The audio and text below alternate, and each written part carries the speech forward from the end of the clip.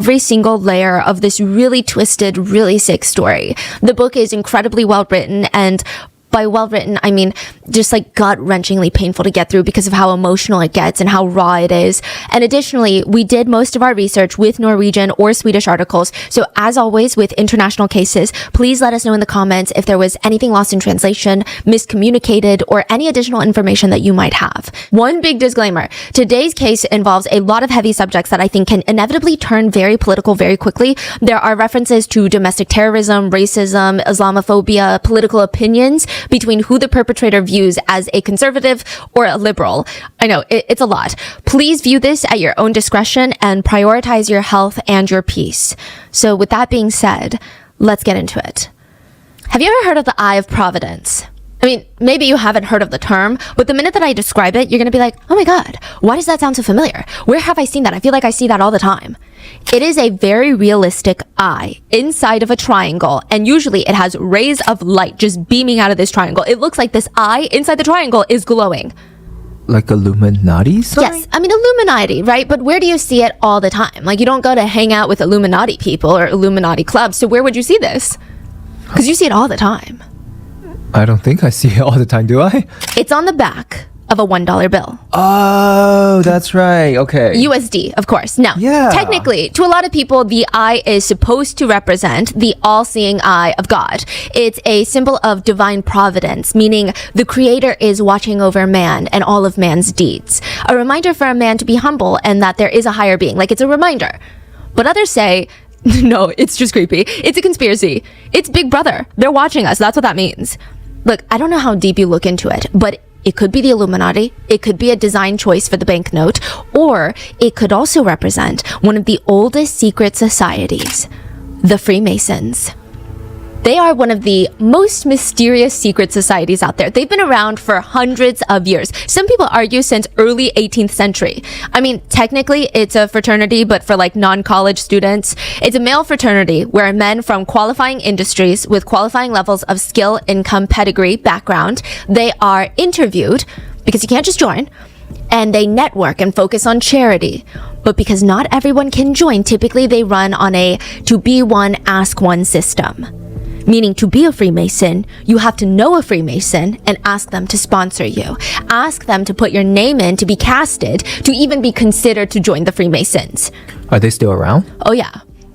Now, if you pass that stage, the Freemasons will investigate you. They will look into your background, interview you, make sure that you're a good fit, and most of the time, you do have to be voted in. And just because you get in doesn't mean you've got the status and the power all of a sudden. Even in the Freemasons, there's a seemingly endless degree system because Freemasons are all about growth and journeying to become a better man. Allegedly, when a man joins the Freemasons, they have a series of oaths that they need to take, and one of them is protecting the secrets of the order. Breaking the secret, breaking the trust of the Freemasons is seen as a grave offense. There's rituals, ceremonies, allegedly, symbols with meanings, all of which, allegedly, according to slightly conspiratorial online Redditors, are all kept a secret for a reason. I mean, why? Like, if there's nothing to hide, why would you have all these secrets? So naturally, there's a lot of conspiracy theories that come out of Freemasonry.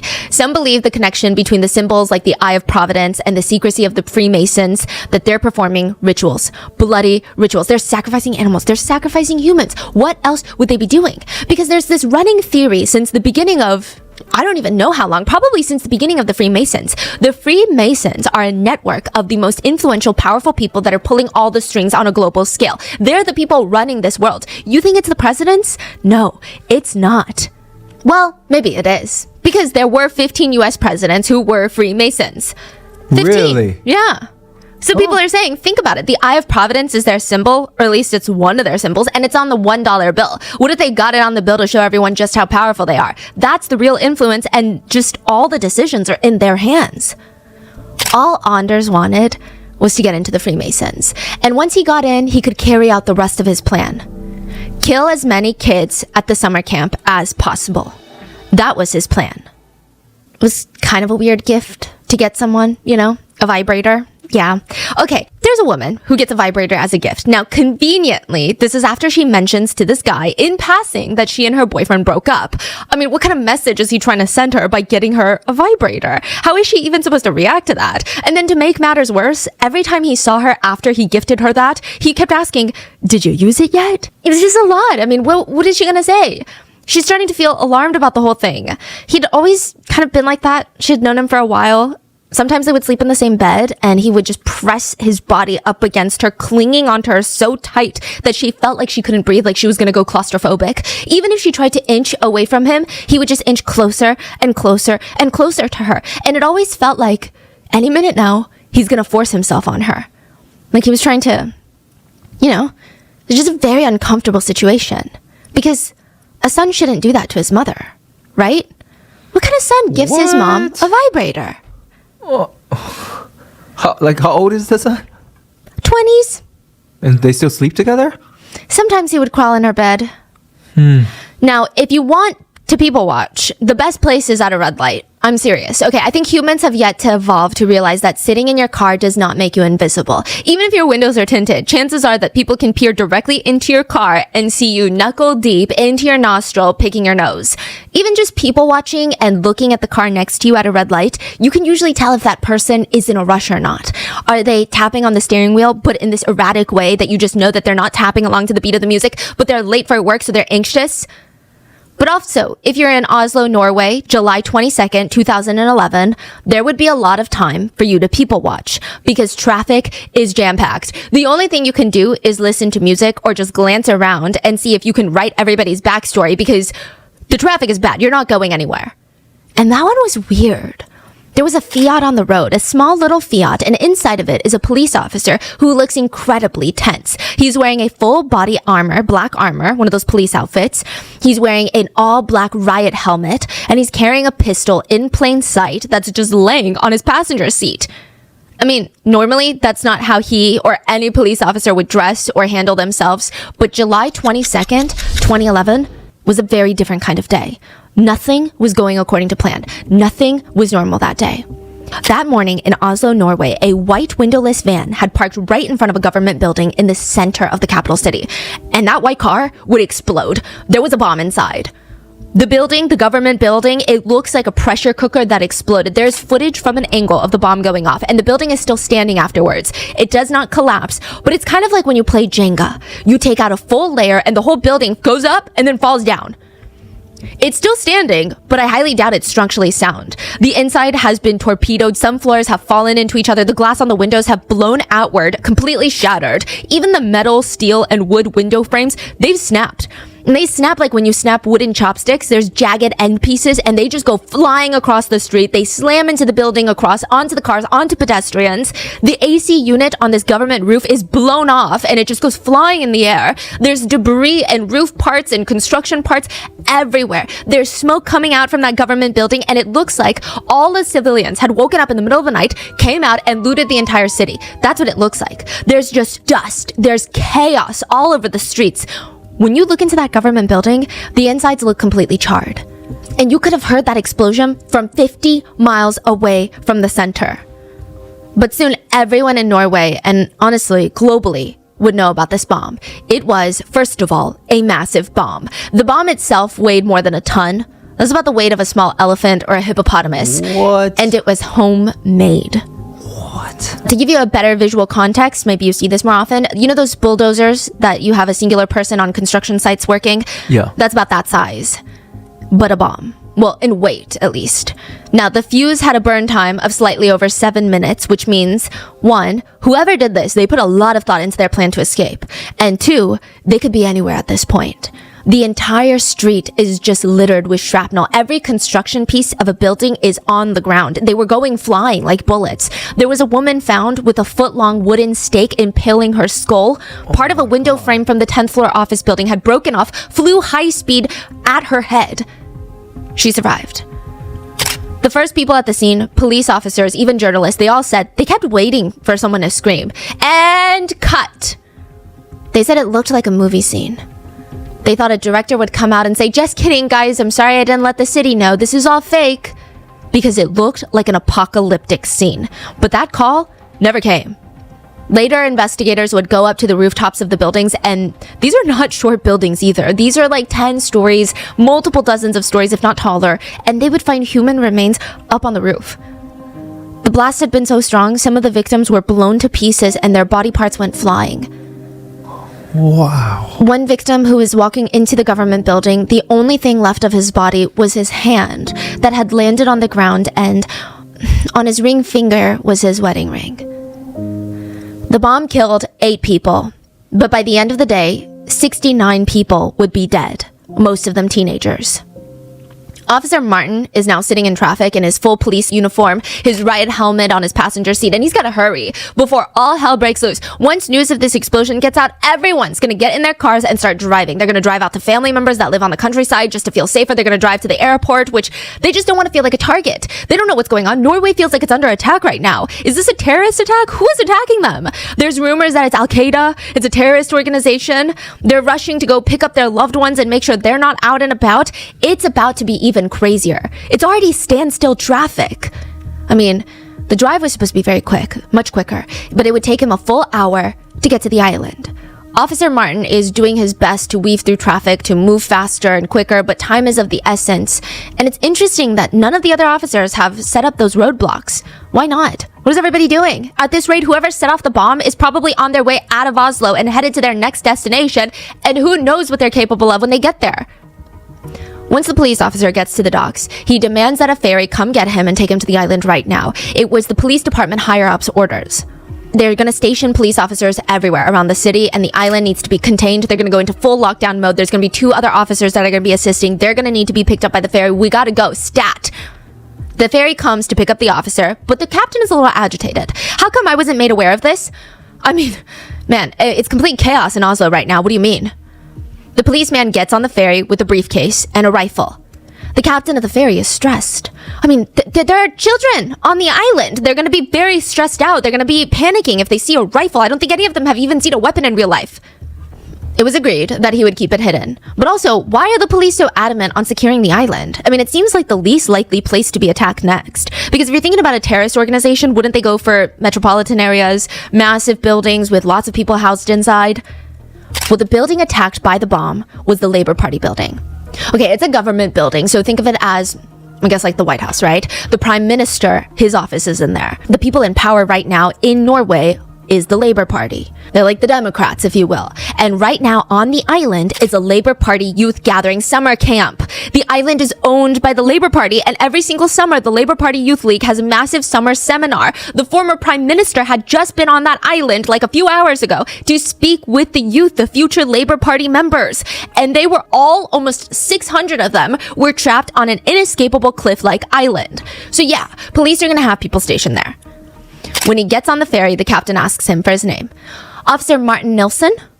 Maybe the captain of the ferry felt safer, knowing that a police officer was going to be on the island. That way, they would know that the kids are actually going to be safe. Maybe in the hectic chaos of things, there was almost a moment of relief, maybe. But there shouldn't have been, because if they had all just looked a little bit closer, they might have realized this man's police uniform was fake. This was a fake police officer with a rifle and a briefcase filled with bullets. He had set off the bomb in Oslo, and he was now making his way to an island full of teenagers, which just leaves one question. What was this fake cop's plan for the island? The couple are staring at each other because the whole thing just feels illegal. I mean, there's no way this is real life. Is this some sort of test by the foster care system? The dad talks first. Excuse me? Anders' mom is just staring at them, deadpan. Yes, like I was saying, could you please just let my son touch your private parts on the weekends? Wait. Let my son touch your private part? Yeah, these are potential foster parents. And the biological mom is saying, hey, can you take my son with you on the weekends? But also, please let him touch your wee-wee. What?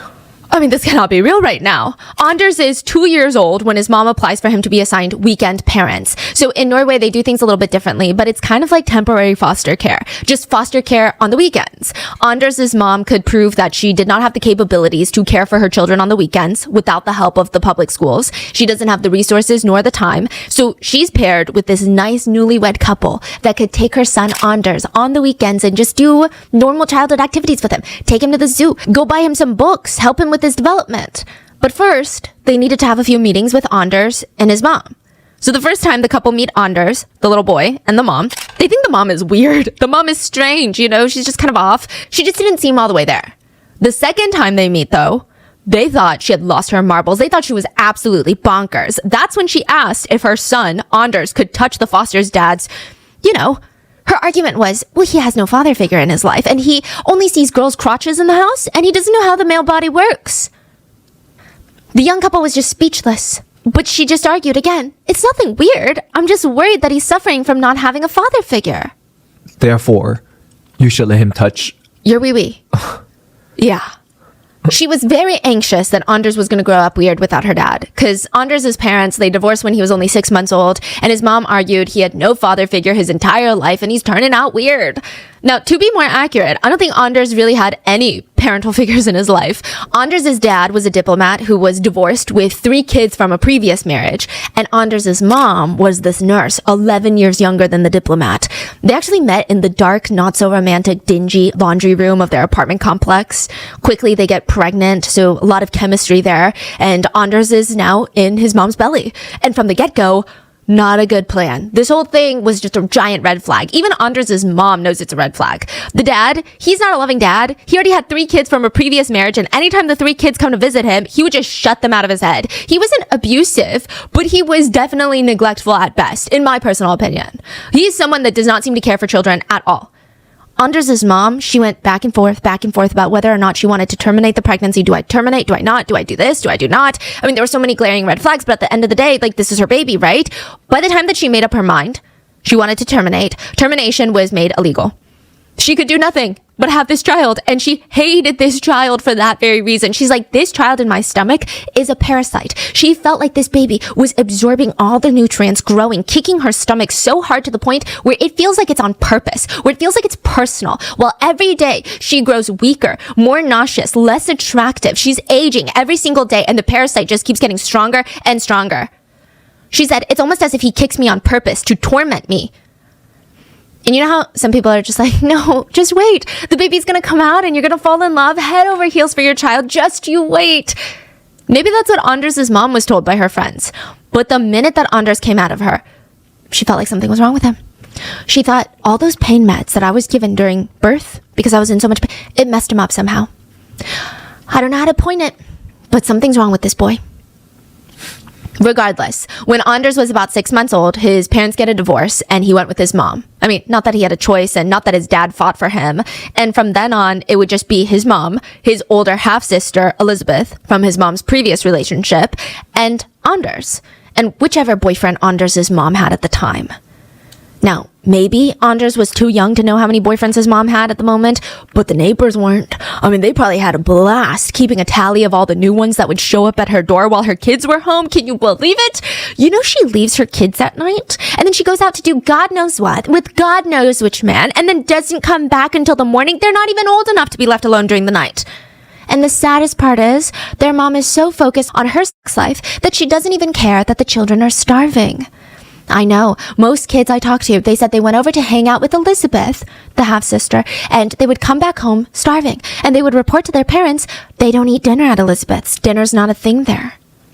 Yeah.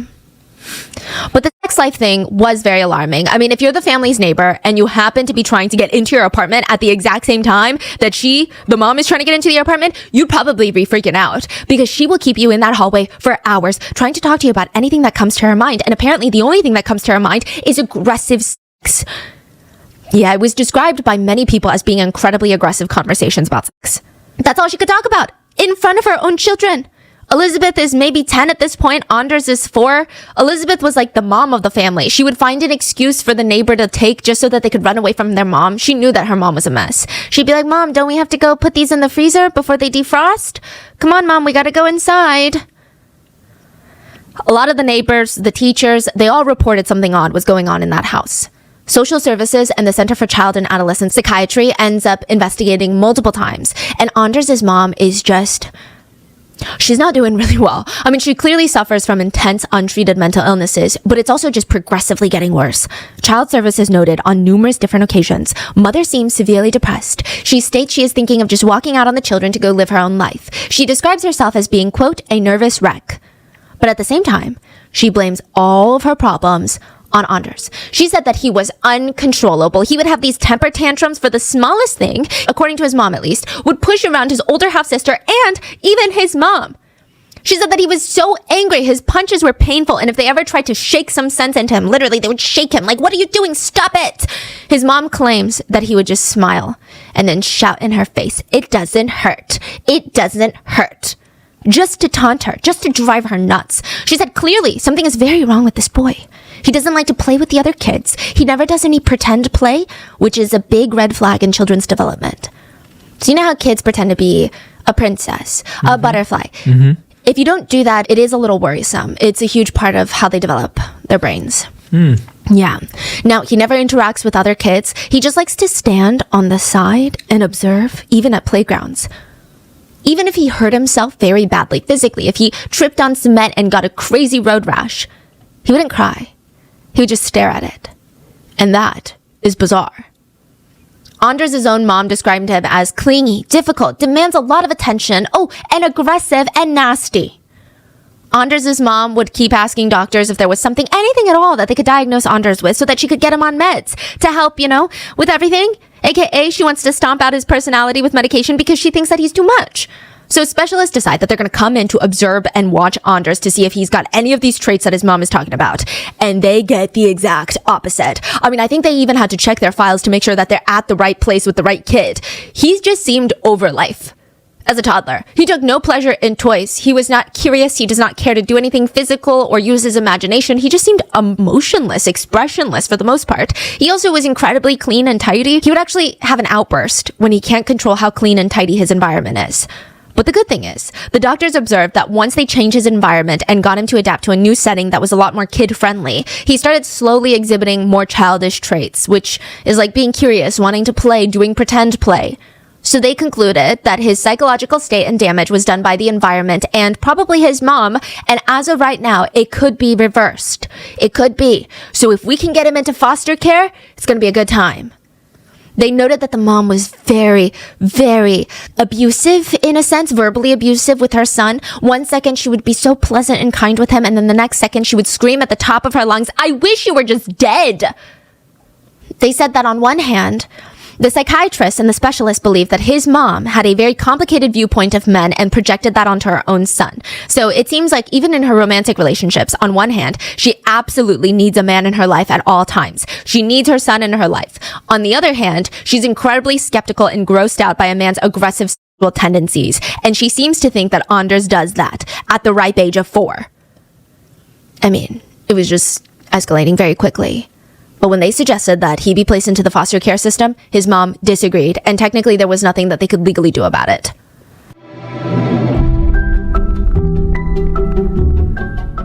This show is sponsored by Care/of. I'm the type of person who will test out every single skincare product that I hear about on TikTok. But let me tell you, that is a very expensive habit and my skin does not like it. So recently I went down this rabbit hole of trying to figure out which products are actually going to give me results. And that's when I realized that I am wasting so much money on products that are probably not doing anything for me. That is why I'm obsessed with Care/of's Ceramide supplement.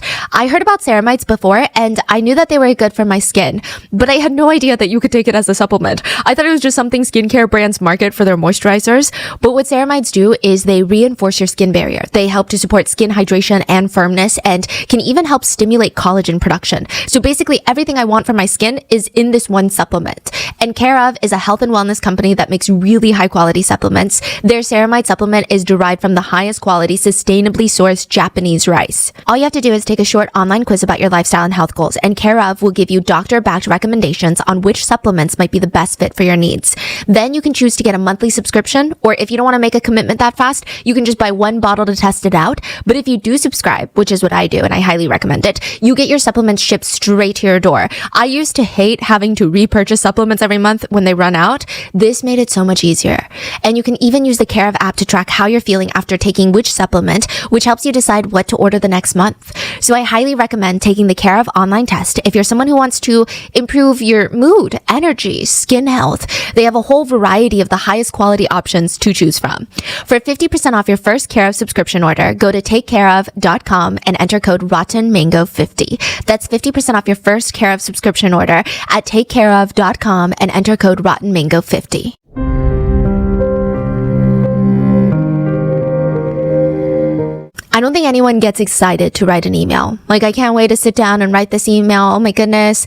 But I really used to hate writing emails. I would spend like 40 minutes on one email because I would literally reread it 10 times and I still don't know how to spell miscellaneous. But Grammarly does. And I trust Grammarly with all my emails. Grammarly is like an AI writing assistant that does all of my proofreading for me. 96% of Grammarly users say that Grammarly helps them write more impactfully, and 93% of Grammarly premium users say it helps them get more work done. And I am one of those people because Grammarly just saves you so much time. And using Grammarly is super simple. For example, when I'm writing an email, I just pick the tone of how I want the email to sound. So I simply pick friendly and professional for the tone of my text. It's really that easy. And then Grammarly gives me suggestions on certain words or phrases that I can change, and that is it. And you can use Grammarly to help you with any kind of writing because Grammarly works across 500,000 apps and websites.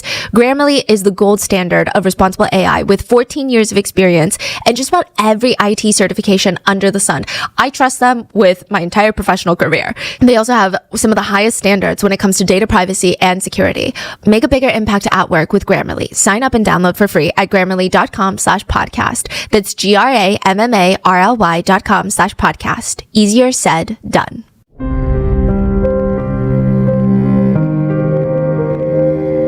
But that was when he was a kid. Later, as a teenager, a few of the neighbors, they could see the red flags in Anders. I mean, they could practically smell the red flags. Really. And when the neighbors, they stepped onto their front doormat to walk into their homes, their shoe would sink into the doormat and make that disturbing squishing noise. It's like if somebody soaked the doormat in a tub of water, pulled it out, and then you step on it, it's like squish. And they're like, that smell, I know that smell because there's no way it's water. It's pee. And there was only one resident who would pee on all the doormats, and it wasn't a family pet, it was Anders. But it's best not to even say anything about it, because if you talk to Anders' mom, she's not going to do anything about it, and if you talk to Anders about it, he might retaliate even harder. One of the neighbors likely said something because her doormat was peed on, then her weekly newspapers were soaked in pee, then her storage room in the basement also peed on. There were rumors going around that he liked to play Master of Death and Life with ants. He would find an ant colony, and he would see them all walking in the straight line, all the working ants. And he got off on the idea that he could eeny, meeny, miny, moe, and then just squash one to death. It was all up to him. It was his choice. They didn't get a say in who survives and who dies. He would catch bumblebees and put them in a cup of water to watch them drown, and he thought it was hilarious. He would even have these rats that he shoved into a small cage, and it seemed like the sole purpose of having these pet rats was so that he could hurt him.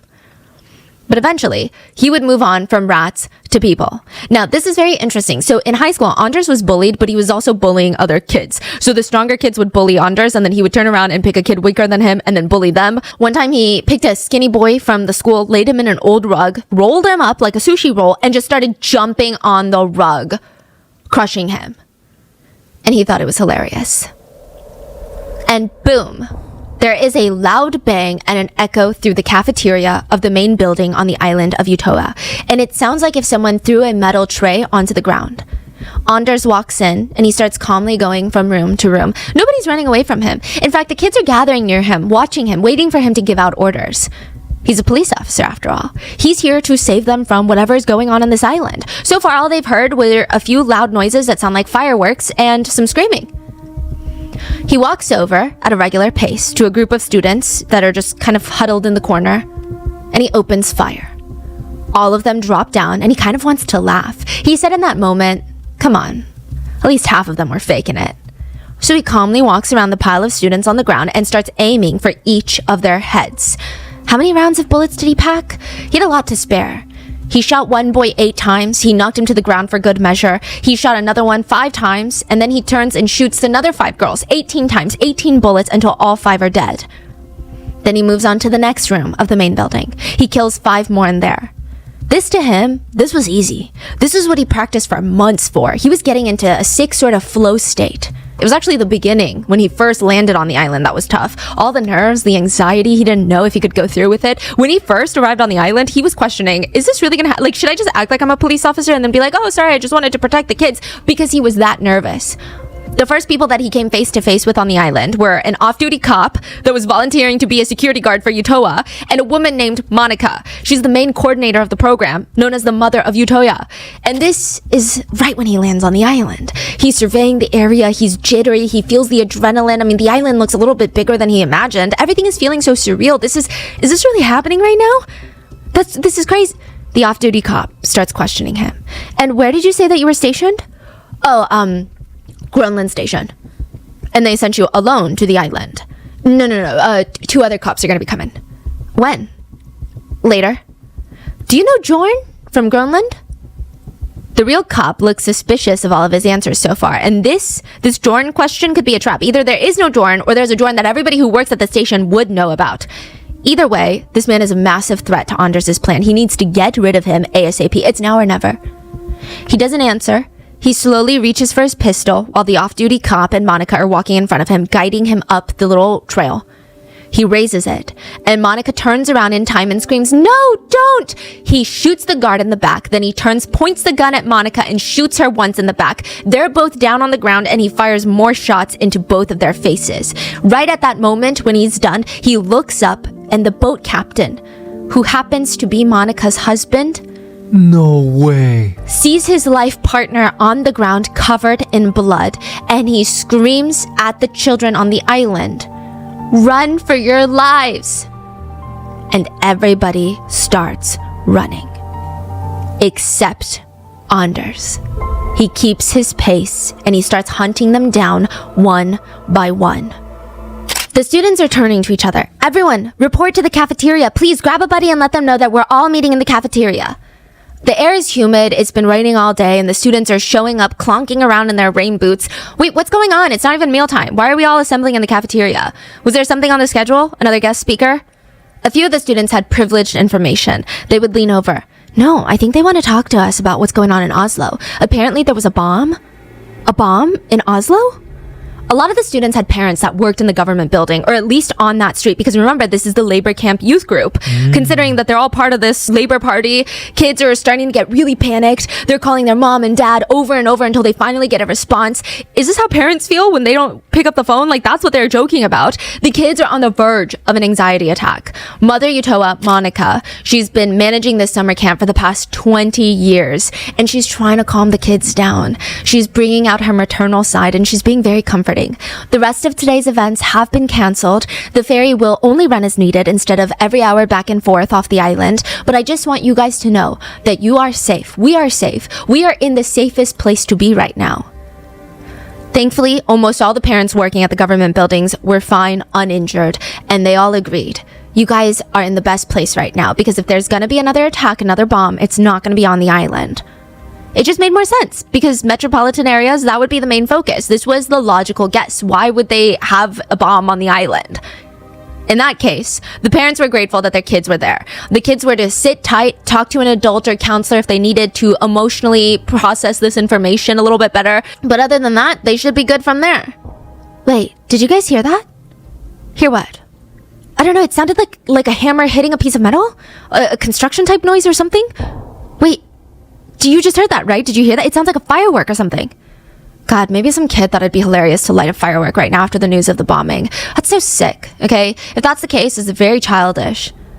That would not be the case at all. Other kids thought maybe the camp had it set up already so that the kids could learn what it's like to grow up in a war zone, to have these unexpected attacks and air raids. But if that's the case, that would be incredibly insensitive considering what happened earlier in Oslo with the bomb. But there was no time to even contemplate, because all hell will break loose on the island. The kids just start running. Some of them have no idea why they're running, where they're running to, and some of them don't even know what they're running from. They just see people screaming and running, so they're running. Wait, what are we running from right now? It's like an obstacle course with all the tents, the bonfires, camping gear, rain boots. If you trip, you might die. The confused kids keep running and asking questions. What the hell is going on right now? Why are you running? Nobody would respond, but eventually they would all run past a body, bloodied, dead, on the ground. And now they knew what they're running from. Hello, this is the emergency operator. How can I help you? Please help us. We're on Utoya Island. There is a man walking around in a police uniform shooting at us. The line goes dead. The operator stares at his phone. What is wrong with kids these days? I mean, the youth, they really have no such thing as discipline. What a sick joke to make right after the Oslo bombing. He's about to turn to his coworker to rant about this kid doing a prank phone call when ring, ring, ring, ring, ring, ring, ring. Every single phone is lighting up and the calls are getting backed up. Every single phone call from Utoya Island. This was not a sick prank. This was far from that. Back in the main building, Anders was methodically murdering the children. He would walk up to a girl, hiding her head near the piano keys, thinking he couldn't see her. He walks over, shoots her. Blood starts pouring out and down between the piano keys. Shot after shot, he's just firing into everybody. A lot of the kids would hide their faces with their hands. The bullet would go through their hands and then into their heads. Anders walks up to behind the piano and sees another girl hiding. He smirks, fires a shot. It goes through her hands, but it doesn't hit her skull. Then another shot. This time it goes through the top of her arm. And the whole time, she thought, this isn't so bad. I think I can survive this. I think so. I mean, her whole body just started to feel numb. She felt like this buzzing sensation. Her brain is not registering at all what's happening right now. It felt like she'd been kicked with a soccer ball really, really hard, but she thinks she can survive. And then the next bullet hit her jaw. She slumped to the ground, holding her jaw in place, and she could hear the gunman just breathing heavy, walking over her to the next student to kill. It's interesting. The taste? She said that she's never tasted that before in her life. Gunpowder. It tasted like gunpowder. This was gonna kill her for sure. I mean, she could feel it. She's never experienced this before, but the movies, the books, this is it. One shot and you're dead. This is her third, and it's in her jaw. She's starting to lose feelings in her arms, and then she tasted it. This time she knew that taste. It was blood. Meanwhile, 16-year-old Elizabeth is on the phone with her dad. She heard the news about the bomb in Oslo, and her dad works as a truck driver in Oslo, Monday through Thursday. She has no clue what route he takes for work, and like what happened if he were to be in front of the van when it exploded, what then? Thankfully, he picks up to let her know that he's at home still, he didn't make it into work, he's gonna be okay. Elizabeth just feels this weight lift off her shoulders. She can go find her older sister and tell her that her dad was stressing them out for no reason. He forgot to unsilence his phone, that's why he didn't pick up, but he's fine. She has no idea where her older sister Catherine is, though. That was 10 minutes ago. This time she's on the phone with her dad, and she's not talking to him. He's just listening through the line, and she won't respond to him. He just hears her screaming. He talked to her 10 minutes ago, and it was a pleasant conversation. What is going on? He checks the news. There's nothing about Utoya Island. There's nothing. There was no bomb that was set off there. The first thought that pops into his mind is, she's being essayed. Wait, what? Because there's no news about the island, he thinks that she's calling because someone is essaying her at the summer camp. Either way, he hops into his car and he's telling Elizabeth, who is no longer responding to him, that he's coming to the island, he's gonna come and get her right now. For 2 full minutes and 7 seconds, he could do nothing but listen to his daughter scream for her life. Then, a bullet goes through her head, through her left temple, out her right temple, and straight into the phone, and the line goes dead. Anders' life was not as easy as it looked, okay? In order for this to work, he had to prep for months in a random farm out in the isolated part of town, out in the middle of nowhere. He had to sit there for months going over the laborious, tedious steps that it takes to create a bomb that weighs a few thousand pounds. He had to crush over 200 packages of aspirin, the headache medication. He had to grind down aluminum till it was a fine silvery dust. It just got out everywhere. Do you know how aluminum powder is? I mean, no matter what you do, it's going to be on every single piece of your clothing. It's just going to be covered in gray dust. It's worse than glitter, honestly, to get out, but it also makes things more explosive. He had moved to the farm a few months ago. It's about a 2-hour drive from his mom's house, and he clearly underestimated the amount of work that this whole thing was going to take. His plan was to create a fertilizer bomb. But it's not as easy as they say online. Fertilizers for farms are usually in pellet form. Each pellet is coated in a water-repellent material. To make these pellets detonate, because, you basically have to soak it in diesel and gasoline, the pellets have to be crushed in order for it to become explosive. Now, how do you crush it without grinding it? He doesn't have a machine. So he would just put them all over on the red barn floor and grab a dumbbell, one of those workout dumbbells, and he would just crush them. He barely got through anything. Nothing is going as planned. His whole body feels like it's been ran through by a truck. He's so sore all the time. He feels like his arms are going to fall off. His timeline keeps getting pushed back and back and back. At this point, he's going to miss the summer camp. And even when he was able to do it, he's reading about all these shady websites and how easy it is to get ignited and how so many people have blown themselves up in the process of trying to create a fertilizer bomb. So he's feeling a little freaked out. And the fertilizer dust is everywhere. He said, I used a 3M mask, but surely I'm going to die of cancer within 12 months. I mean, I must have gotten so much of the fertilizer dust into my lungs. He would make mini versions of the big one that he was planning. And when it was thundering outside, he would take it out into the field to test it, to make sure it works. That's crazy. And it gave him a lot of anxiety. You know, what if someone hears it? What if someone sees him? But also, what if it detonates before he can walk away? What if the fuse doesn't work as planned? Then what? So to do all of this, I mean, he had to spend a ton of money on steroids and protein powder to get his muscle mass up. This guy was jacked. I mean, there's no way that he felt he could carry out this plan if he did not have the stamina. He drank a ton of milk for a few months straight. He said that his reward system was good food and protein. He needed all the energy that he could get if he was going to kill as many people as he planned to kill. He wanted to kill over 100. Some people have described the island of Utøya as a piece of heaven on earth, or at least before July 22nd. If you look at the island from an aerial point of view, it's heart-shaped, and people say that it has all the best things about Norway just compiled into this one tiny little space. The trees, the water, the climate.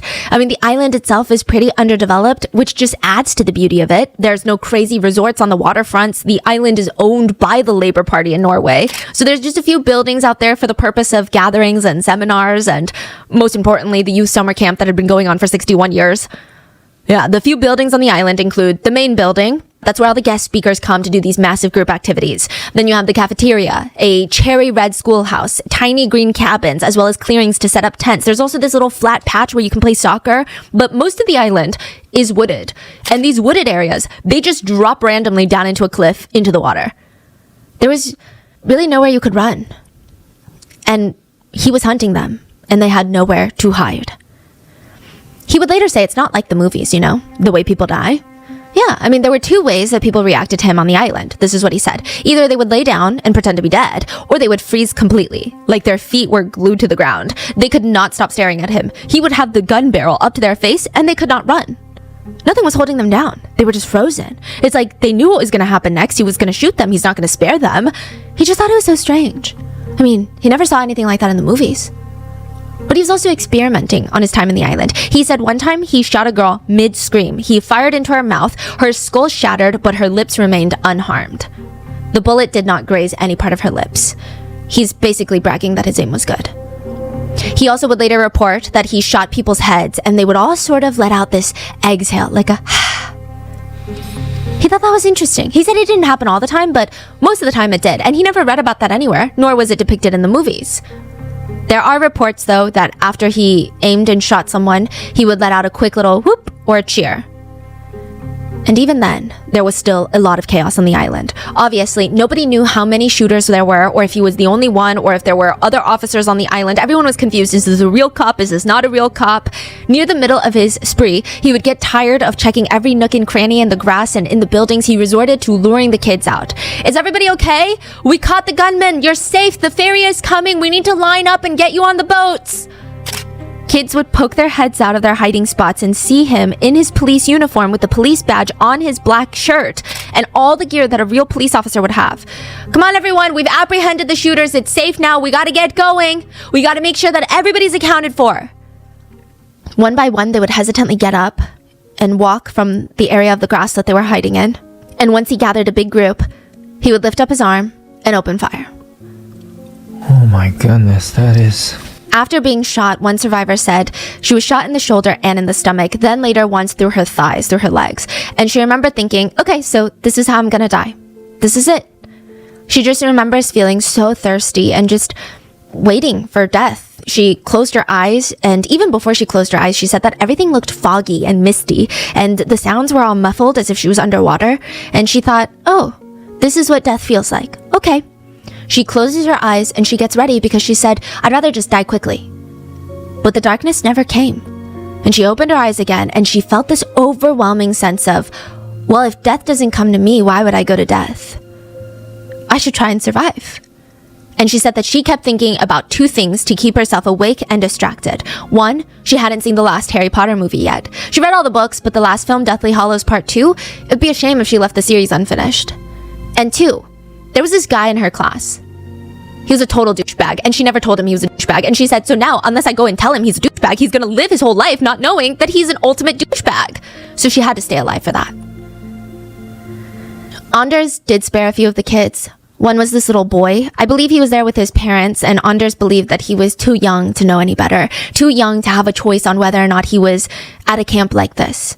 So he spared the little boy, but also he needed some more bullets. But he also spared 21-year-old Adrian. Adrian, in the beginning, when he first heard the firework-like noises, he did not believe that someone was hunting them. I mean, as of right then, this just doesn't make sense. It's kind of ludicrous. The idea of someone coming onto the island and shooting at them in Norway, where it has one of the lowest murder rates, like, people don't just shoot people in Norway. That's crazy. Adrian thinks genuinely, like, someone in the camp is trying to have a sick joke right now. And even though his brain is having a very hard time processing everything that he's heard, his body's reacting. He's half crouched, hidden behind a tree, and all around him he can feel more teenagers crouching and waiting to see what's the best next step. Everyone but the girl in gray. She did not hear anything. She had been in the showers the whole time. She had no idea that her friends were being hunted and murdered in the woods. She didn't hear the gunshots. She was in the shower. She's walking out of the bathroom, and all the other students are holding their breath, because she's on the phone and walking straight towards the guy with the gun. The man starts walking straight towards her too. He doesn't speed up or slow down. He just walks at a leisurely pace, and he looks like he's intrigued. Like they're just strangers that are about to pass each other on a hike. But when they're a few feet away from each other, the girl looks up and her whole body tenses. There's just something so unsettling about this whole situation. Why is there a police officer on the island, and why is he holding a gun, and why is he looking at her like that? And there's nobody around. There is, but they're hiding. Right. Her whole body tenses, and she instinctively takes a few steps back. And the students in the grass see the man lift his right hand and shoot her straight in the head. And she is dead. That is when Adrian realized, this is not a prank. This is very real. Adrian and the others, they make a run for it. They start running towards the edge of the island because they're ready to jump off the cliff and into the water. They start throwing themselves into the water, under the water. Maybe if they're under the water, he can't see where they are. And maybe if he can, the bullet can't reach them that quickly and won't have the same amount of damage, since bullets travel slower due to the density of the water. Exactly. So Adrian is knees deep in water when he looks to his side, and he makes direct eye contact with the barrel of the gun. And it feels like multiple Mississippis have passed. Time is slow. He imagines his parents and their cute Australian shepherds just showing up to his grave, and he's thinking, what a shit way to die. That's what he was thinking in that moment. And he looks up and he screams, don't shoot! But he instinctively closes his eyes, waiting for the impact of the bullet. What does being shot feel like? I mean, I guess he's gonna find out, right? But when he opens his eyes, the man has lowered his gun and is stepping away from the trees. What the hell? Is this gun jammed? But then he hears two more shots ring out almost immediately. The man, Anders, would later say he did not kill Adrian because Adrian looked like a conservative rather than a liberal. What? Anders had a manifesto titled 2083, a European Declaration of Independence. The whole thing is 1,500 pages long. 1,500 pages, not words, pages long. And when he's done, he had a plan to email it to over 1,000 people before he committed his crime, which he did. The manifesto was emailed out to like an email list before he committed the crime, before he bombed the government building. Who's on the list? A lot of them were neo-Nazis that he met on a forum that he was collecting their emails, but also they would include Norwegian politicians and journalists. The whole dragging 1,500 pages of the manifesto are just him critiquing Norway, Norway's Labour Party, multiculturalism. I mean, nothing he says is revolutionary, eye-opening, even thoughtful, or remotely correct. Most of the pages are littered with historically inaccurate, rambling rants of someone who thinks that they know more than everybody else. Also, it's just filled to the brim with hatred. Basically, he's a raging racist. Most of his hatred is aimed towards anyone that is Muslim. He really hates Muslim people. He thinks that they're immigrating too frequently to Norway, and they're going to secretly rape all of the Norwegian women and take over. Yeah. And he thinks that they're immigrating to his country. because this random good-for-nothing civilian owns the country. In the manifesto, we do get a diary of how he's planning on committing the bombing and shootings. He even writes about his steps to get there and how he's been planning this for years. And something very unsettling to note, the way Anders talks about the plan is almost like he's planning a tactical military operation. There is no sense that he understands these are real lives. Not saying that he doesn't know right from wrong, but like he's such a narcissist, he does not believe that other people's lives mean anything. This is his world and we're all just living in it, is the tone that he uses. He also emphasizes the importance of bringing water with you on a trip like this to get the mission completed so you don't get dehydrated. The way that he describes his future movements, his plans, is almost like he's playing a violent video game.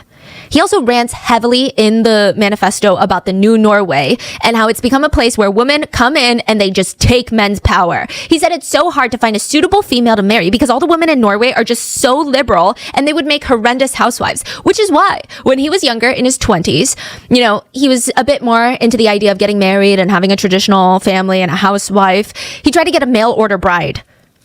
Yeah, okay, so he said, I'm gonna look for women that are super submissive, right? And I think that is just crazy to think that a specific ethnicity of women is more submissive is wild. But he also goes for Eastern European countries, which is like not what the women are known for there. They're usually known for being very independent and headstrong like any other country. He meets a Russian woman by the name of Natasha, and he said that they dated for a while, and most of it was just him shit-talking her country and her culture. He was just like, yeah, you guys are super uncivilized, and I think that most of your vegetables and food is radioactive. Because, you know, Chernobyl. Wow. Obviously, she stopped dating him, and he wondered why things did not work out. He was genuinely confused. He didn't feel like the problem was him, you know? And there's really only two people in the relationship, so clearly the problem was with her, the female. And women, honestly, it was women's problem. He stated that his upbringing had been so difficult because his mom was a bad mom because of the feministic revolution. That's why she had so many boyfriends, because the world was like, you should have so many boyfriends. You're a feminist. Ooh, go do your thing. He remembers when he was a child, the very first female prime minister of Norway was in office, Gro. She's actually known as the mother of Norway, and he hated her. He said she embraced the position too much, as if she genuinely thought that a woman being in the most powerful seat of the country was a natural thing. That seat belonged to a man. She was just warming it up. He said that TV stations are busy being a propaganda machine where it just showcases female superiority. He rants that women use harassment charges to keep men in line. He writes, the man of today is expected to be a touchy-feely subspecies who bows to the radical feminist agenda.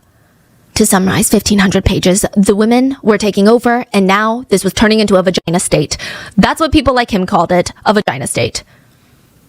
Yeah. So what is he going to do about it? First, he's going to kill all these people to make a statement. The Labour Party, the Democrats, the Liberals, if you will, the people that want women in power. Gro was part of the Labour Party, and it is the current ruling party of Norway at the time in 2011. He wanted to kill them, strike them down, make a statement. Then he would find a way to take over and stop the ruling of their country. And then he would create the most specific conditions for breeding the best race. You had to have blue eyes and blonde hair. He would create these surrogate factories where men with blonde hair, blue eyes would go in and just impregnate blonde-haired, blue-eyed women so that these genes don't disappear because of all the Muslims that were coming in and having sex with Norwegian women. Wait, so he had a plan after this island shooting? Wow. It was a very dumb plan, but he did have a plan. I mean, it's honestly wild because he felt like he was one of the superior people to repopulate the population, right? Most people describe him as being average.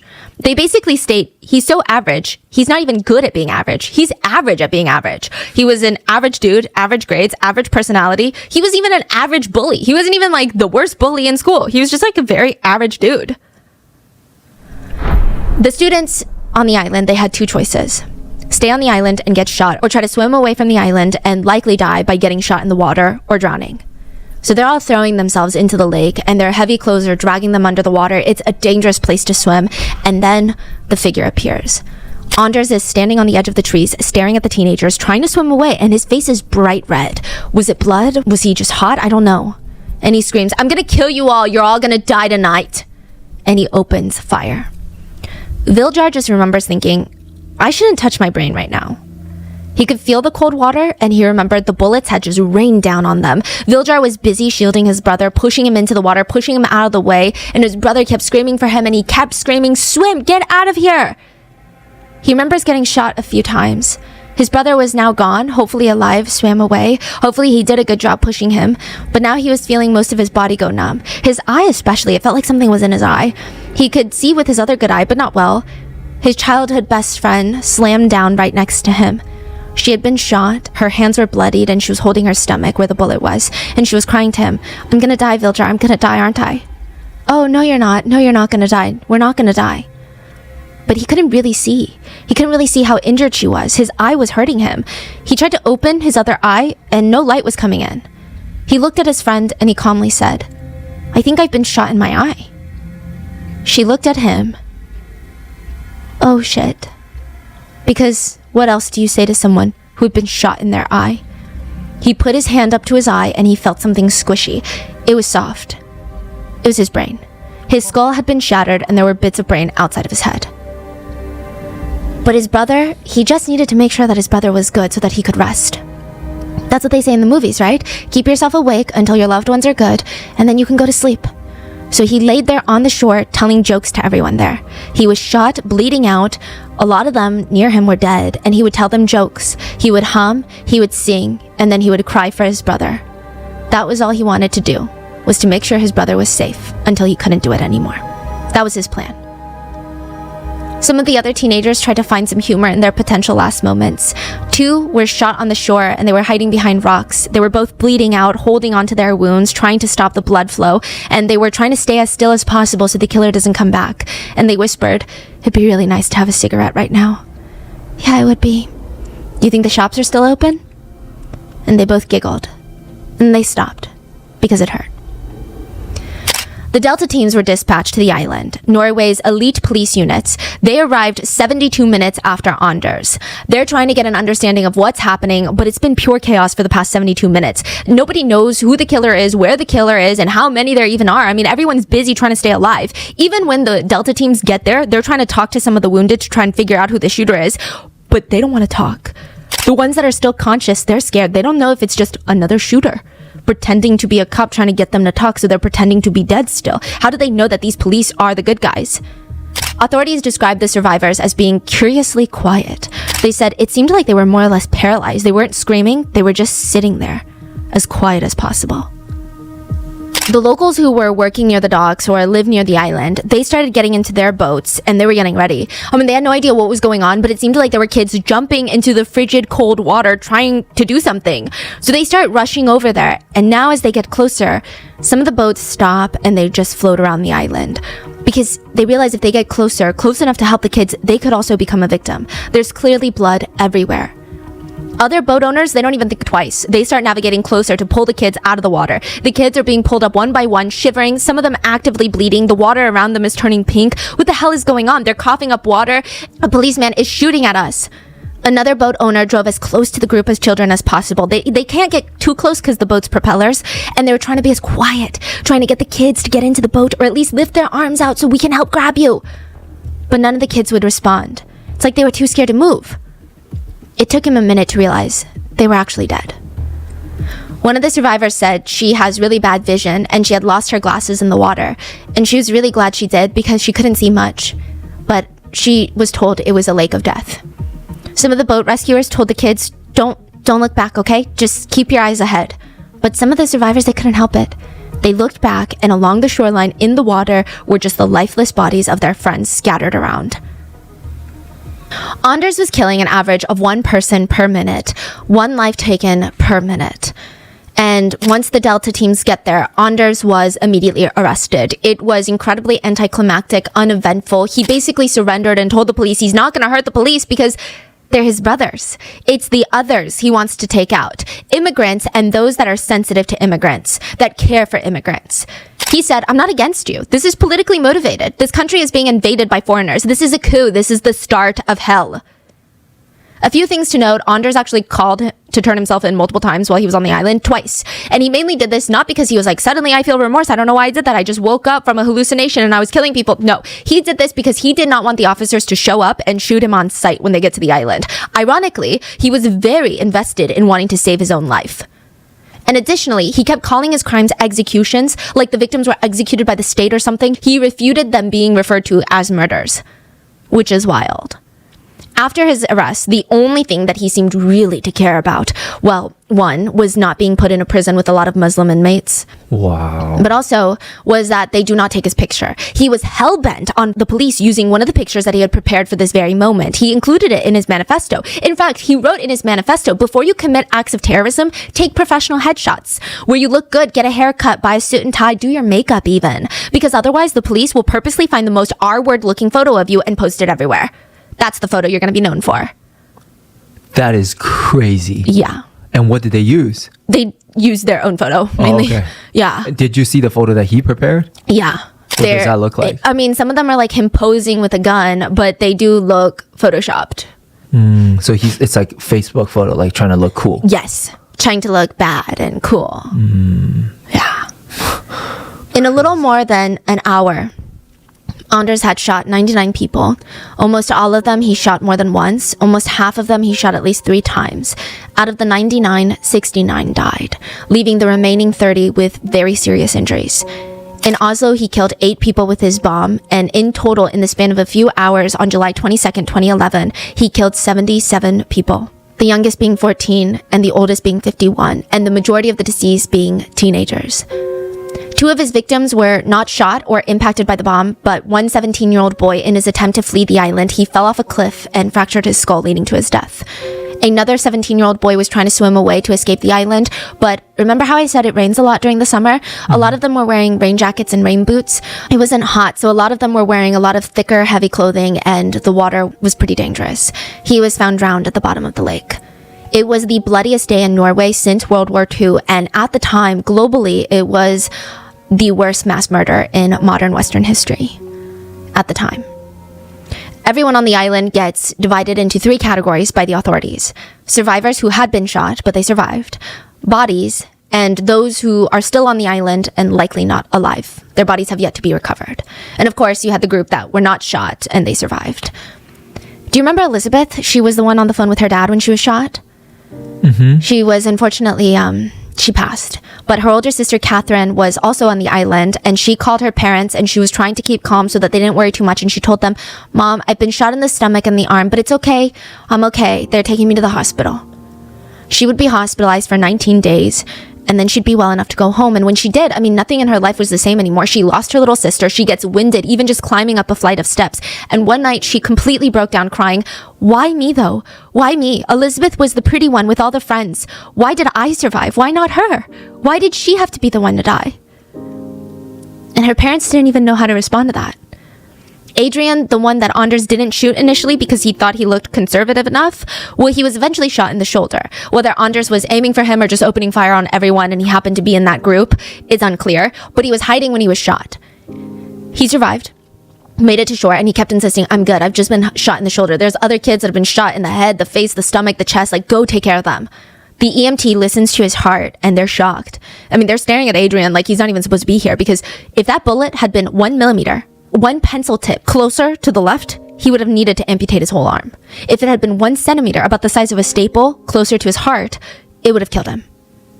Viljar, the brother who was shot in the eye, he survived.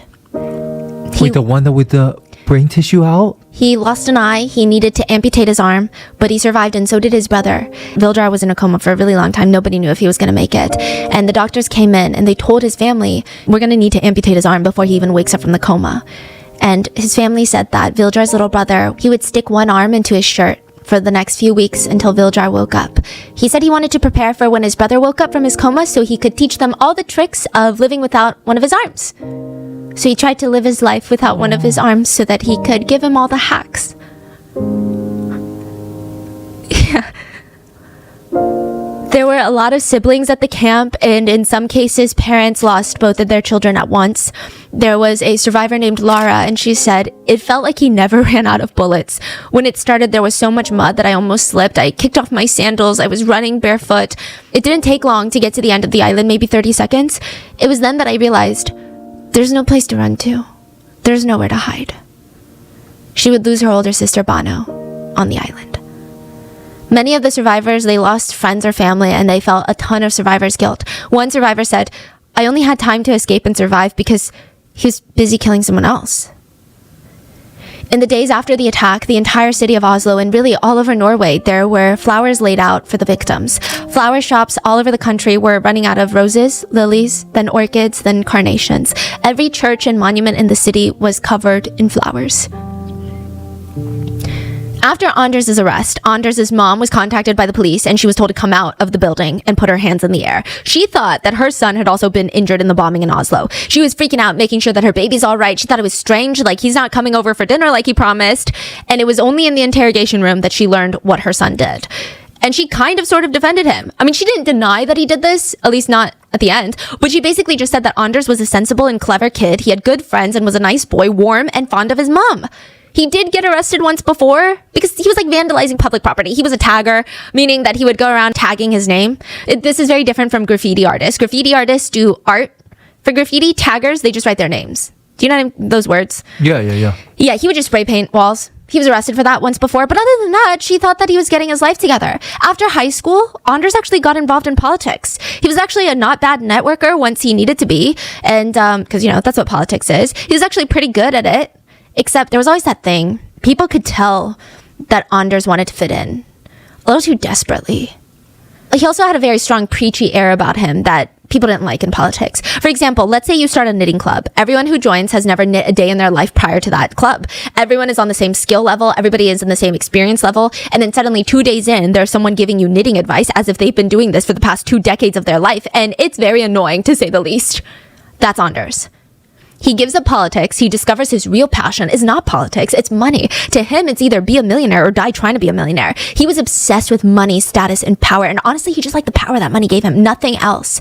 He would have all these big, grand ideas of how he was going to revolutionize a reputable industry. And he always complained, you should not be ashamed of wanting to have a better life and setting goals. Norway is obsessed with the loser mentality. Yeah. He was always preaching and ranting about aiming higher, smashing through the most insane goals and boundaries. And if you listen to him talking, you would think that he's in the process of starting like the next Fortune 500 company. But no, he's selling online fake diplomas. He had a website, and it's a legal gray area. He would list the website as a decorative prop store for movie sets and films. But I mean, I think it's pretty clear. Everyone knows what's being sold there. He would sell very legitimate looking diplomas from top universities around the world. He was basically a glorified forger. And the only reason that he stopped, even though he was making like $1 million, he at one point was a millionaire. What? Yeah. He was scared not for being arrested. He was scared that he would be exposed for being a forger. And that is such a low thing to be exposed for. It's like being described as a thief. Like, that's a very low, petty crime. It was gross. So he quit selling fake diplomas and he tried to move on with his life, but he just couldn't find anything. So for 5 years, he moved in with his mom. This is when he's 27 years old. He locked himself in his room, and for 5 years, he just played video games. His favorites were World of Warcraft and Call of Duty. He was actually pretty good at gaming, and he really liked the concept of gaming. He went on these rants about how you just need to put in the hours to be respected. You don't need to be born into games. You don't need to be handsome. You play, and you get respect from other players. That's it. He likes that everybody starts on the same footing, and nobody has inherent privileges, which... I mean, nobody tell this guy about cheat codes. A lot of netizens did later point out that it is strange. He's a neo-Nazi, which the best way to categorize Anders is neo-Nazi and they're fascists. They're like super far right. And usually they're the bitter enemies of communists, which some would argue is like super, super far left. But sometimes the things he says, it feels like he identifies more as a communist than a fascist. He's like, everybody should be equal, but only if you have blonde hair, blue eyes. And only if you have a wee-wee. He also did join the Freemasons only because someone on his dad's side was a Freemason and he basically forced him into recommending him. And he did join. He did join. Huh. And nothing really came out of that. By the time that he had his little initiation ceremony, yeah, they have ceremonies, he was over the Freemasons. He was like, this is stupid. I'm just going to go kill people. He was already planning the murders at this point. At the end of the interview with Anders' mom, she looked the interviewer dead in the face and she said, I am the unhappiest mother in Norway. There is only one place a criminal would want to be called crazy or insane, out of their minds, bonkers, and that's in a courtroom. It's the only place that's actually going to help them to be considered a madman. Unless you're Anders and your attorney recommends a not guilty plea of insanity, but you want everyone to know that you knowingly committed all these crimes knowing right from wrong. Being considered insane by the court system was his biggest nightmare. Yeah. Priorities, okay? Another priority for Anders was debating, should he do a closed fist salute or an open palm salute? He decides to go with a closed fist. When he walks into the courtroom, before he takes his seat, he shoots out his right arm and extends it as straight as possible, and his right hand is clenched into a fist and his knuckles are white. Then he turns straight to the gallery of the courtroom and makes eye contact with the family members of the victims. He looks incredibly pleased with himself. Now, side note, they did have Anders go to the island and recreate the whole 72 minutes with them. They brought him back to the island. He was wearing a bulletproof harness. He was tethered to a police officer so that he couldn't run off. Literally, he's wearing one of those child leashes, but much more serious, bulletproof, tear-proof, you get it. And he's just going around demonstrating where he shot which group, then which way he walked. Why is he wearing a bulletproof vest? They were worried that he was going to threaten them into killing him. Like, he was going to threaten a police officer so that they would shoot him dead.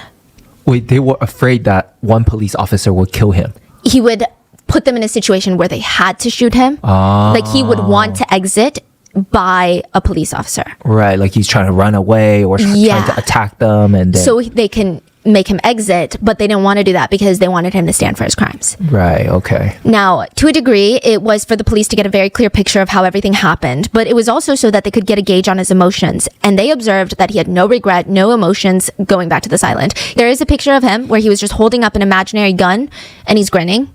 So he's basically displaying to the police, this is what I did here. It's like he's reliving the kills. Later during the trial, Anders is given the opportunity to address the victims' families, and he slowly gets up from his chair, turns to face the court, and he says, when people say they have lost their most beloved, I also lost my entire family. I lost my friends. It was my choice. I sacrificed them, but I did lose my entire family and friends on July 22nd. I lost everything. So to a certain extent, I understand. Crazy. In one snippet of his testimony, so in the US, it's advised that defendants do not take the stand, but Anders' testimony and cross-examination would go to last longer than a week. He actually gets very upset when they start rushing him because this is his time to shine. Yeah. And he tried to argue that he did not do this out of evil. He did this out of goodness. He was trying to help Norway. He also compared the summer camp, to a Hitler Youth event, which is crazy considering he has many parallels in the way that he thinks that are parallel to Hitler. And what are you even talking about? Yeah. That's not even politically correct. It's astonishing how someone can be so evil, but also at the same time so incredibly unaware of themselves and their own ideologies. It's just weird. Jeg anerkjenner ikke norske rett, fordi at dere har fått mandatet deres fra politiske partier som støtter multikulturalisme. Day 17 of the trial, an object goes flying through the courtroom. A shoe. I mean, all anyone can do is just stare at it. It misses Anders, which is the target, and it hits one of his defense attorneys instead. And a man gets up screaming from his chair, "Go to hell, you killed my brother, you go to hell." Anders turns around and he looks disgusted by this man's actions. Like, throwing a shoe is the most violent and vile, just despicable, uncivilized thing a human could do. But that man looks him dead in the face and says, "You're a murderer and a devil, so go to hell." The whole courtroom is silent before one person starts clapping. And then another, and then suddenly everybody is cheering and clapping. The young man is escorted out of the courtroom with just one shoe.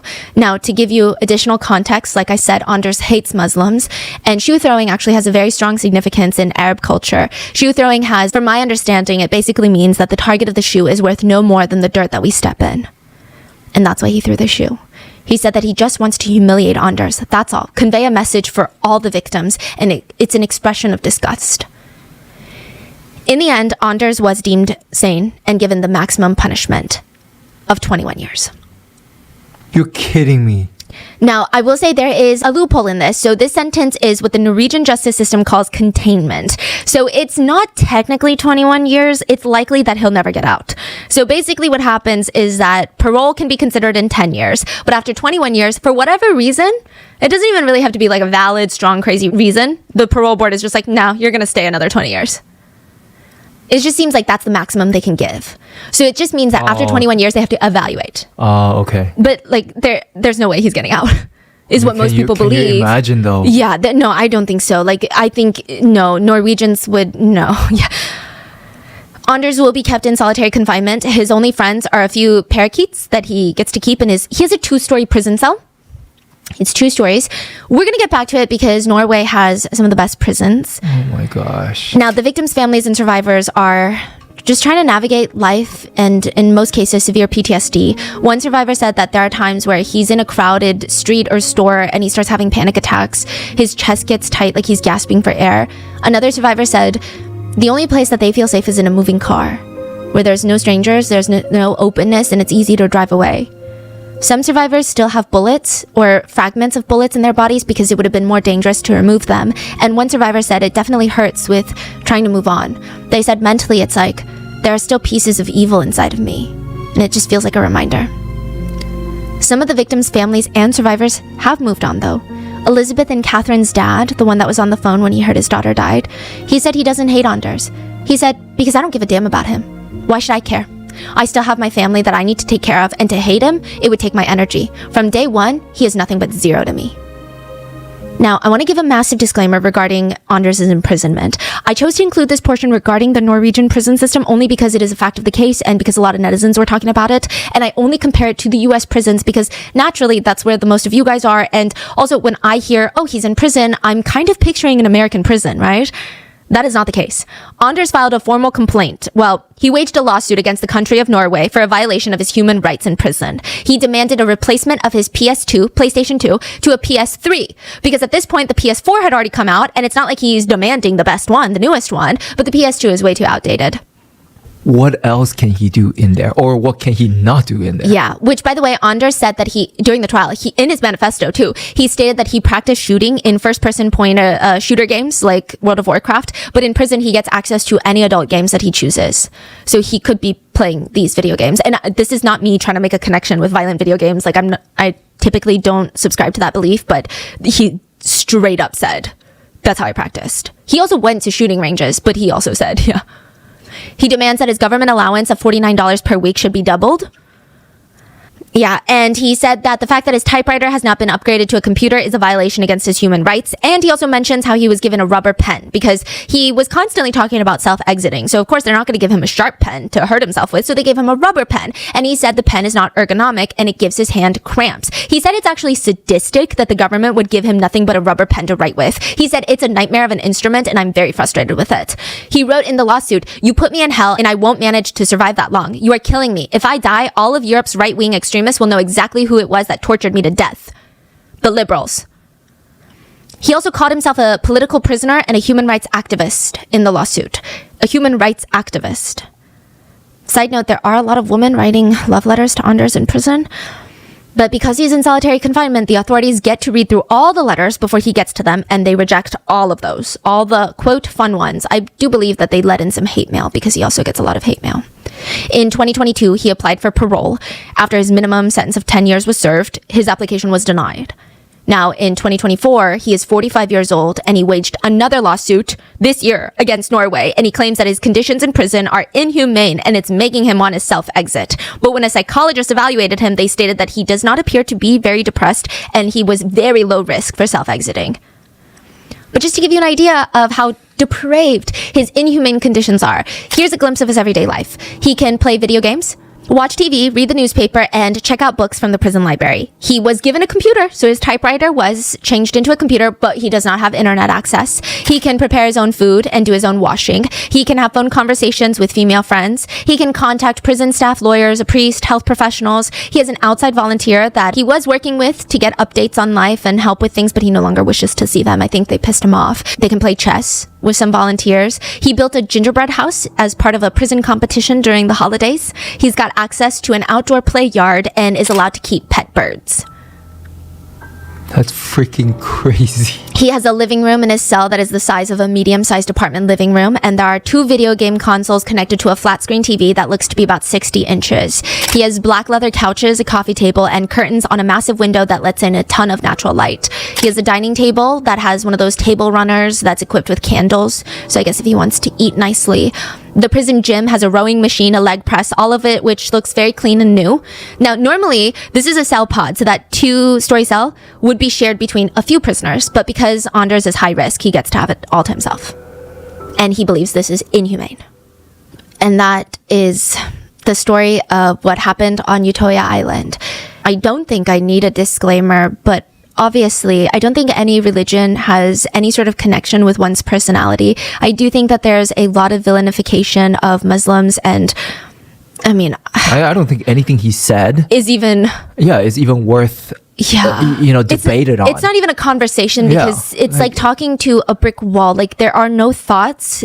It's just pure hatred. Yeah. There is a Netflix movie that was created based off the events, and Fictional movie? Fictional. I think there were some conversations about it, which obviously it was not used as source material, but I just wanted to let you know. What are your thoughts on this case? Let me know in the comments. This was a highly requested video, and please check out the book. I think the author works with a lot of the victims' families, and it was just an incredibly tough read to get through, but I think it is very insightful. Please stay safe, and I will see you guys on Wednesday. Bye.